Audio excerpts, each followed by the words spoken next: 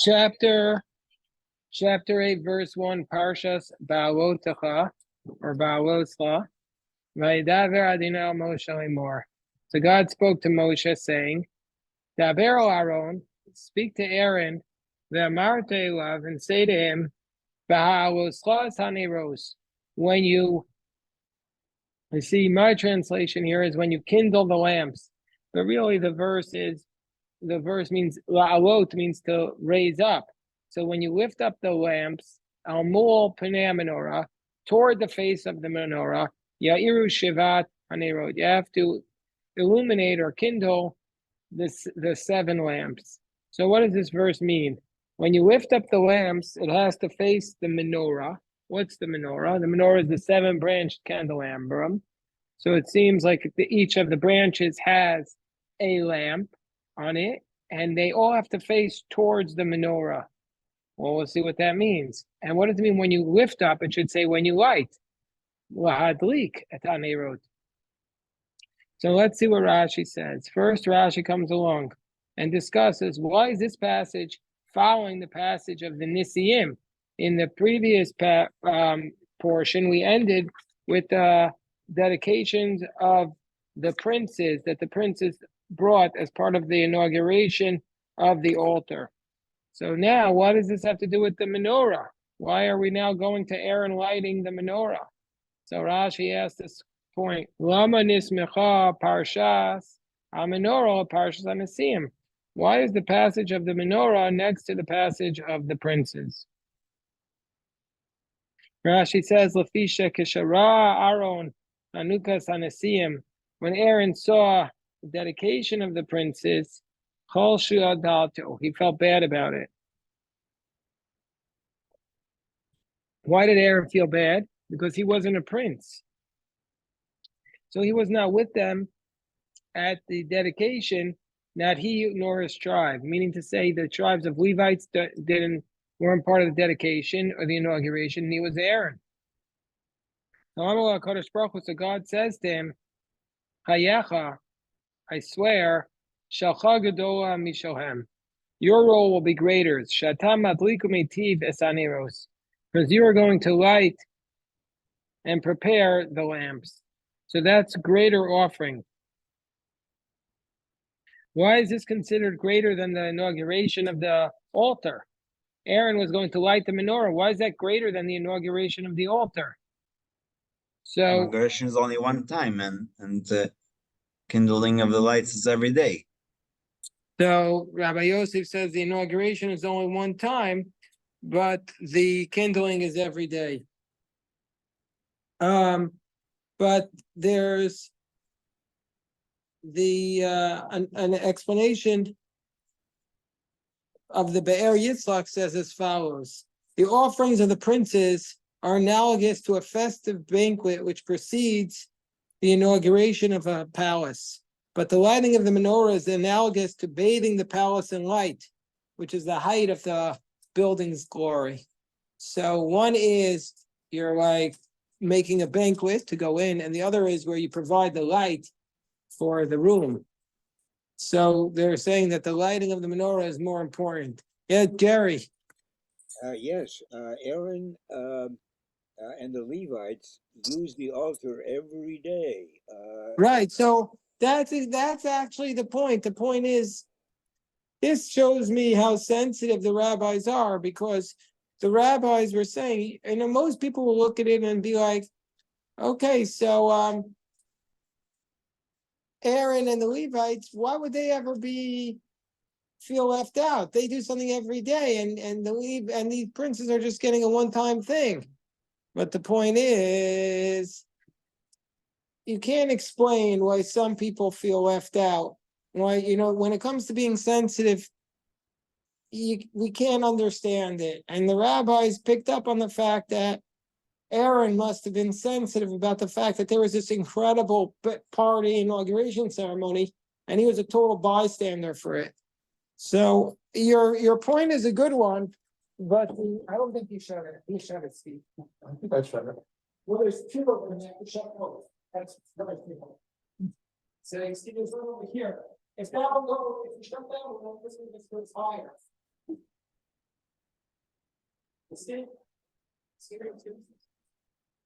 Yeah. So this one is shot, and all that will do is make the other one work stronger. Okay. So that's the, I don't know why we need two systems right next to each other. It was just that the DC government made us do it. It's not even logical.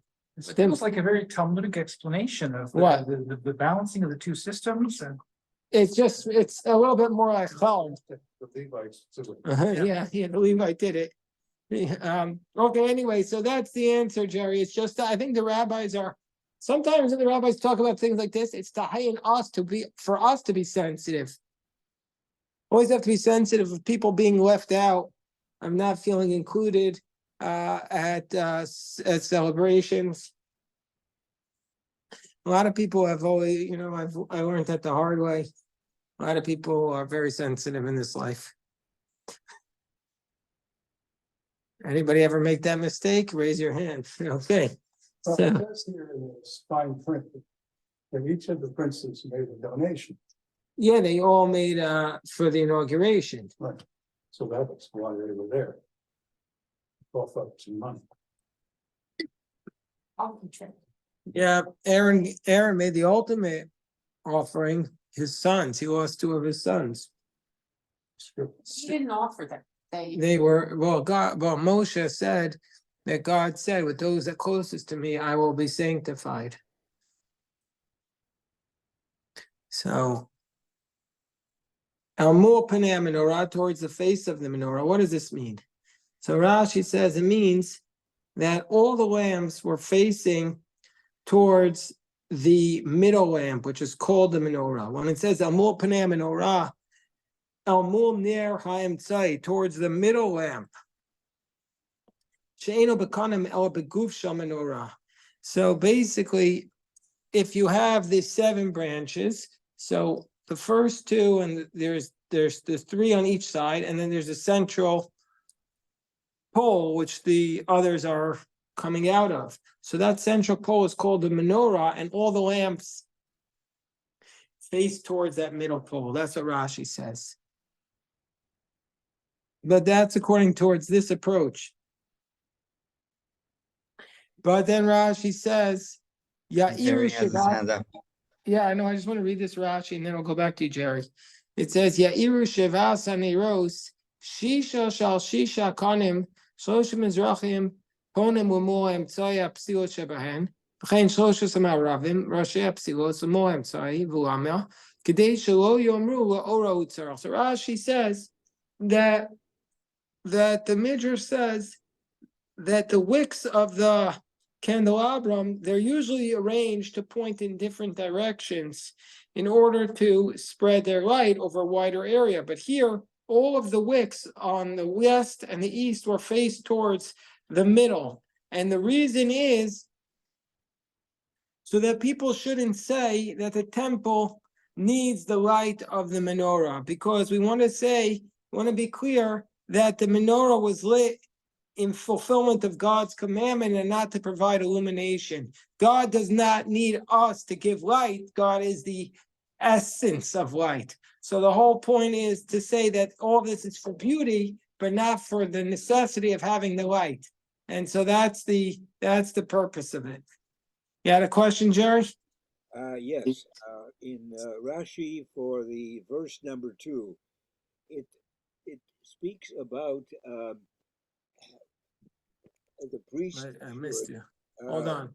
Again, it speaks about what? Say that again.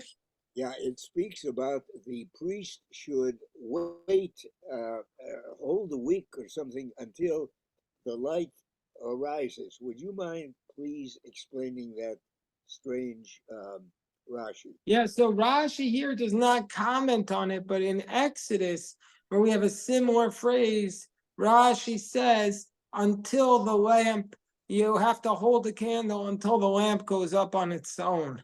That's what Rashi says when we have this procedure in Parashas either Truma or Kisisa. Rashi at the beginning of the parasha says you have to hold it until it goes up on its own. Here he doesn't say it. What does it mean? As soon as Ad shall, but the word to go up, Rashi says, Ad shall have it until the flame, that you have to hold, when you take a candle, you have to hold it till the flame, until the flame goes up on its own.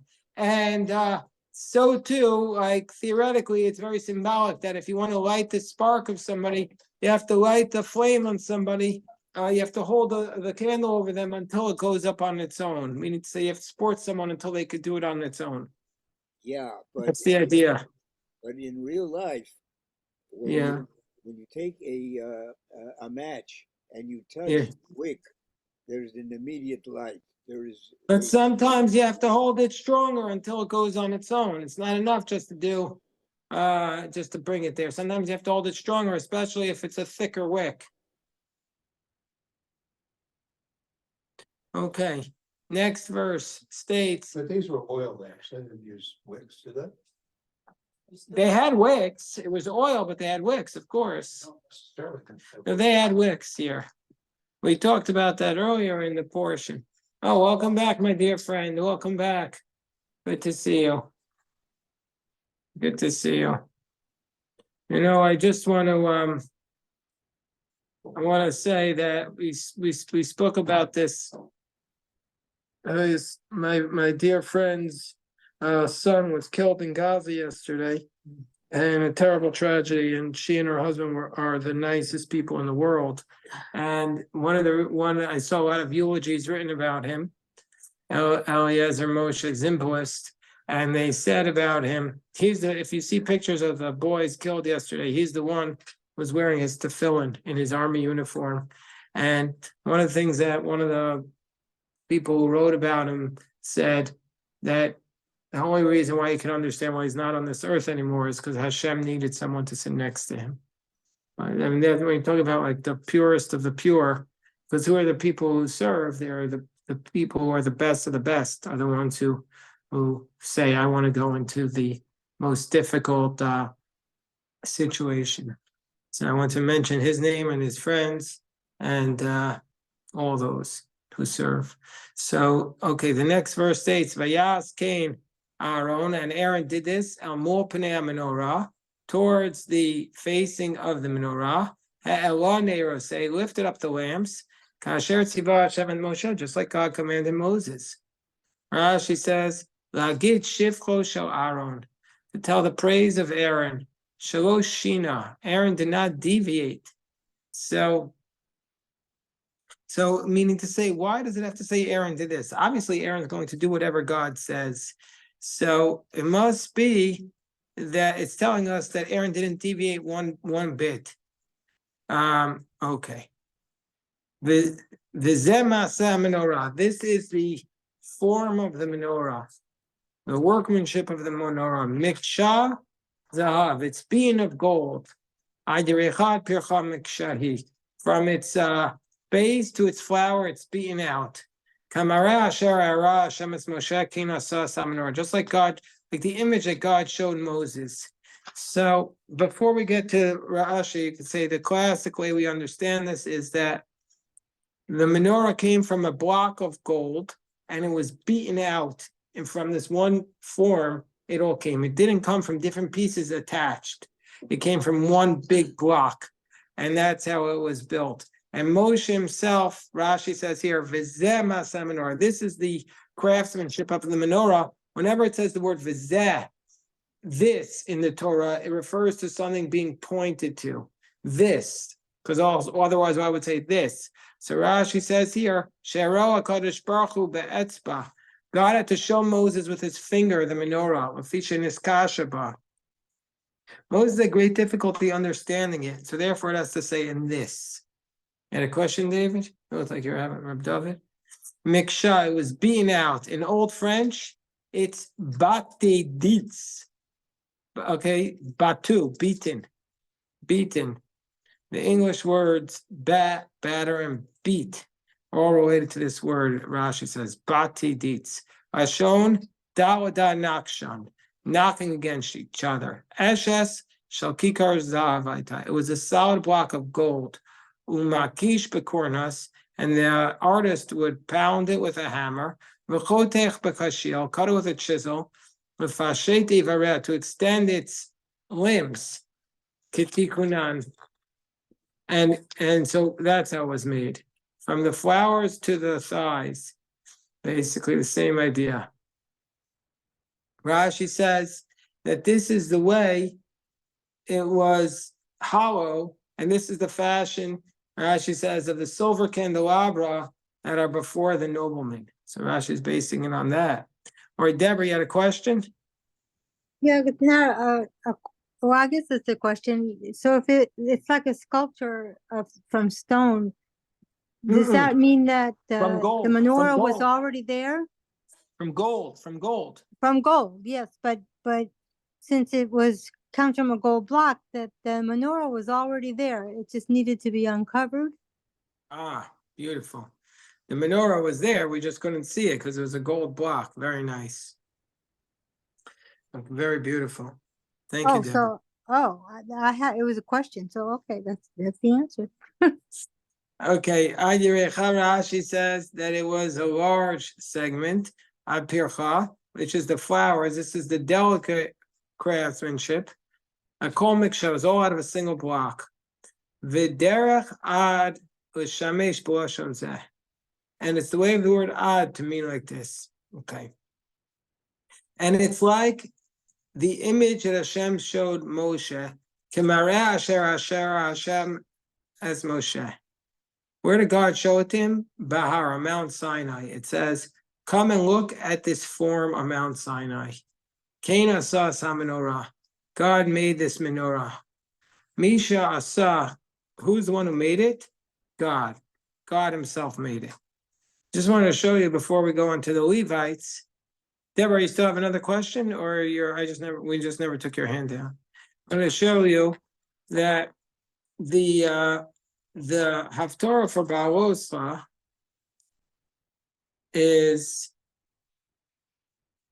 going to be 439, is the Haftorah that we read more than once a year. It's the beautiful Haftorah coming from Zechariah, which talks about the menorah of the third temple. And it talks about, he says, there's a menorah made entirely of gold with its bowl on its top, and its 7 lamps are upon it. And there are 2 olive trees near it. And the olive trees, the implication of this menorah is that the olive trees squeeze their oil straight into the menorah. You see that? That's the implication of the menorah of the third temple. That the oil goes straight from the tree into the straight into the menorah. Straight from the tree into the menorah. All right, so now we go to the Levites. This is for Steve because he's a Levite. Chapter 8, verse 5. Vaydaber Adonai al Moshe, where God spoke to Moses. Take the Levites from the children of Israel, and you shall purify them. How are you supposed to take them?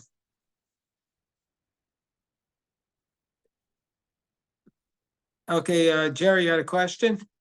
Yes. The third temple referral. Where was this? In the Talmud or in the Chumash itself? It's in Zechariah, the prophet Zechariah. Ah, I see. Okay. These are the prophets. We don't, it's a hard time understanding them because they're so difficult to understand, but their prophecies are so beautiful. So how are you supposed to take the Levites?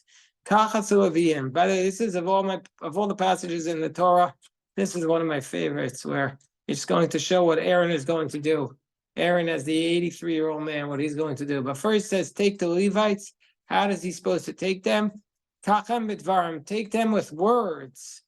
Ashreichem, say to them, you're fortunate. Shetizku lios shamashim. Fortunate that you are being privileged to be the attendants lamakom, to the attendants of God.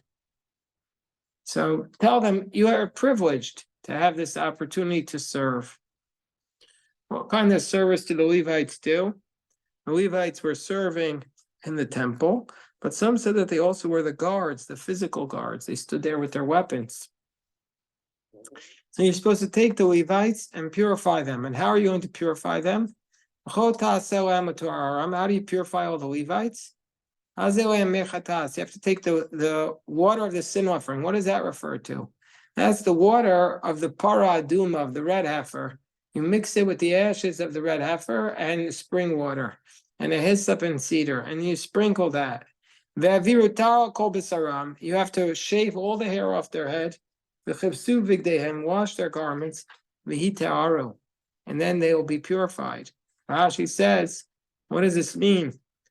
Rashi says this is the water of the ashes of the red heifer. And why were they need to be purified? Because they had come in contact with a dead body. And then you have to shave all the hair off their head. Why? Not just off their head, all the hair off their entire body. Why? So Rashi quotes Rabbi Moshe Darshon, because the Levites they had the job of serving in the Mishkan. They had an atonement for the firstborn who worshipped idolatry. And that's called, idol worship is called sacrifices of the dead. And a Mitzorah is called dead. And so therefore, just like the Levites have to go through the same purification of the lepers, just like the Mitzoraim had to shave all their hair, so too the Levites were atoning for the sin of idolatry, so they had to shave their hair. Seems like a little bit of a force, but that's what it says. And I don't think we're going to be able to get to it today, but we'll see. And then what are you supposed to do? You're supposed to take the rakhu par ben makar. You have to take a bowl, and you take some flour offering of mixed with oil, and then take another bowl as a sin offering. Rashi says the first one is an olah, entirely burned, and that's a communal offering for those committing idolatry, and then a second bowl for a sin offering. Why did the Torah say a second one? To tell you that just like the elevation offering, the olah is not eaten, so too in this case, the sin offering will not be eaten. Usually the sin offerings were eaten, but not in this case. Rashi says, Shorah Shai, so it was a one-time thing, that because they should have brought a goat. Usually a goat is a sin offering, but here it was a bull. And then what you're supposed to do, you bring the Levites to the Ol Moed, Vikalta, as called Das B'nai Israel, and you're supposed to gather all the congregation. You bring the Levites before God. All the children of Israel have to put their hands on all the Levites. Wait, we have two Levites here. Rashi says because the Levites were given as an atonement offering in place of the people. And so therefore they have to come and stand over their sacrifice. The Levites are like sacrifices. They're supposed to lean their hands. And I'm just going to do the beginning of the next verse. We won't be able to do the Rashi on it, but it's just going to be so provocative that if you're not used to this, you probably won't be able to sleep tonight. And then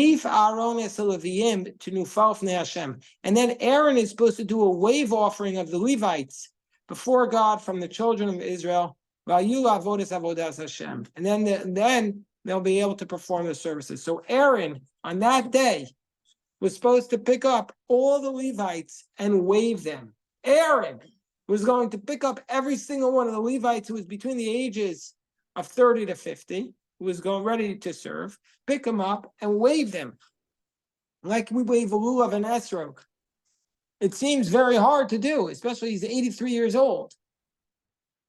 Jerry, we'll give you the last word. What do you have to say, Jerry? Deborah was before me.